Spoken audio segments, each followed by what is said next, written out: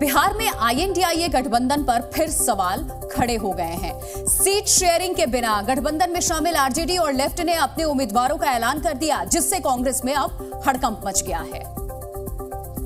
क्योंकि seat sharing से पहले ही आरजेडी ने 13 लोकसभा सीटों पर अपने उम्मीदवारों का ऐलान कर दिया। पार्टी की ओर से जिन लोकसभा सीटों पर उम्मीदवारों का ऐलान किया गया, उनमें पाटलिपुत्र लोकसभा सीट से मीसा भारती, सारण से रोहिणी आचार्य, औरंगाबाद से अभय कुशवाहा, नवादा से श्रवण कुशवाहा, गया सीट से कुमार सर्वजीत, जमुई से अर्चना रविदास, बांका सीट से जयप्रकाश यादव, उजियारपुर से आलोक मेहता, बक्सर से सुधाकर सिंह, जहानाबाद सीट से सुरेंद्र यादव, मुंगेर से अनीता महतो, मधुबनी से अशरफ अली फातमी और वैशाली लोकसभा सीट से रामा सिंह का नाम शामिल है। इसके अलावा सीपीआई-एमएल ने 3, जबकि सीपीआई और सीपीएम ने 1-1 लोकसभा सीटों पर प्रत्याशियों के नाम का ऐलान किया है। अब सवाल ये उठने लगा है कि बिहार में कांग्रेस का क्या होगा, क्योंकि जिन सीटों पर इन दलों ने अपने उम्मीदवार उतारे हैं, उनमें से कुछ सीटों पर कांग्रेस अपना दावा करती आ रही है। तो वहीं बिहार में लोकसभा चुनाव के लिए सीट बंटवारे पर आईएनडीआईए गठबंधन में खटपट की खबरों के बीच में आरजेडी कांग्रेस को 6 सीट देने को तैयार है। खबर है कि इसका ऐलान जल्द ही किया जा सकता है। और सूत्रों के मुताबिक जो 6 लोकसभा सीटें कांग्रेस को देने की बात कही जा रही है, उनमें पूर्णिया, मुजफ्फरपुर, किशनगंज, सासाराम, पटना साहिब और मोतिहारी लोकसभा सीटें शामिल हैं। जानकारी के मुताबिक इससे पहले कांग्रेस बिहार में 10 लोकसभा सीटों पर दावा करती रही है, लेकिन अब खबर है कि लालू यादव की पार्टी करीब 30 लोकसभा सीटों पर चुनाव लड़ेगी और आरजेडी ने 13 लोकसभा सीटों पर अपने उम्मीदवारों का ऐलान भी कर दिया है, जिनमें लालू यादव की 2 बेटियों के नाम भी शामिल हैं। तो वहीं सूत्रों के हवाले से खबर है कि आरजेडी कांग्रेस को 6 सीट देने के लिए तैयार है और इसका औपचारिक ऐलान जल्द ही हो सकता है।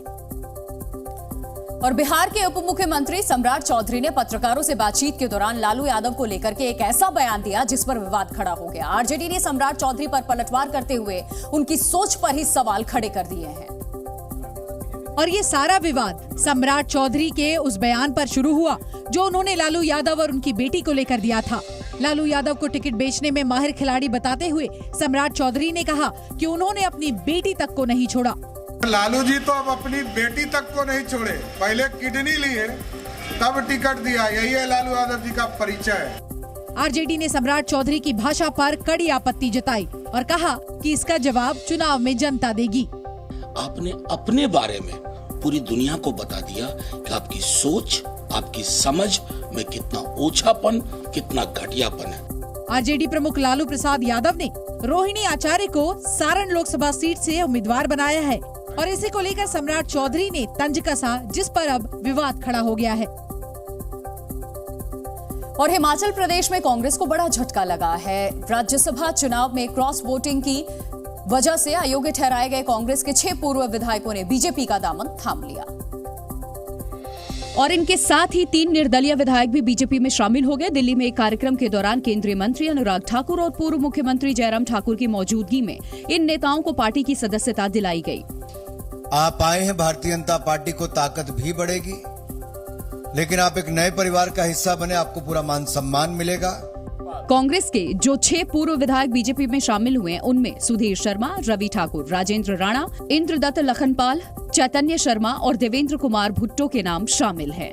हालांकि इन नेताओं के बीजेपी में शामिल होने से विधानसभा में बीजेपी की संख्या नहीं बढ़ेगी, क्योंकि राज्यसभा चुनाव में बगावत करने वाले कांग्रेस के इन 6 विधायकों को विधानसभा अध्यक्ष ने पहले ही अयोग्य घोषित कर दिया था। वहीं 3 निर्दलीय विधायकों ने भी बीजेपी की सदस्यता लेने से पहले विधानसभा की सदस्यता से इस्तीफा दे दिया था। 1 जून को हिमाचल प्रदेश में लोकसभा के चुनाव के साथ साथ इन 6 विधानसभा क्षेत्र में भी उपचुनाव होने हैं। यूट्यूबर एल्विश यादव को मारपीट से जुड़े केस में भी जमानत मिल गई है। यूट्यूबर एल्विश यादव को कोर्ट से बड़ी राहत मिली है। गुरुग्राम की एक अदालत ने उन्हें यूट्यूबर मैक्सटन और सागर ठाकुर के साथ मारपीट के मामले में जमानत दे दी है। 8 मार्च को एल्विश यादव का एक वीडियो सामने आया था जिसमें वो मैक्सटन के साथ मारपीट करते नजर आए थे, जिसके बाद उनके खिलाफ एफआईआर दर्ज की गई थी। बेंगलुरु के रामेश्वरम कैफे ब्लास्ट मामले में एनआईए ने संदिग्ध की पहचान कर ली है। आरोपी का नाम मुसाविर हुसैन शाजीब है। वो कर्नाटक के शिवमोगा का रहने वाला है। जांच एजेंसी ने शाजीब के एक और साथी की पहचान की है। उसका नाम अब्दुल मतीन ताहा है। मुंबई की क्राइम ब्रांच को एक बड़ी सफलता मिली है। मोस्ट वांटेड गैंगस्टर प्रसाद पुजारी को चीन से मुंबई डिपोर्ट कर लिया गया है। प्रसाद 20 साल से फरार चल रहा था और उसके खिलाफ इंटरपोल ने रेड कॉर्नर नोटिस तक जारी किया हुआ था। छत्तीसगढ़ के बीजापुर जिले में पुलिस और नक्सलियों के बीच मुठभेड़ हुई। मुठभेड़ में सुरक्षा बलों ने 2 नक्सलियों को मार गिराया। पुलिस अधिकारियों ने बताया कि तलाशी अभियान के दौरान नक्सलियों ने जवानों पर हमला कर दिया, जिसके बाद जवानों ने जवाबी कार्रवाई की, जिसमें 2 नक्सली ढेर हो गए। Z News।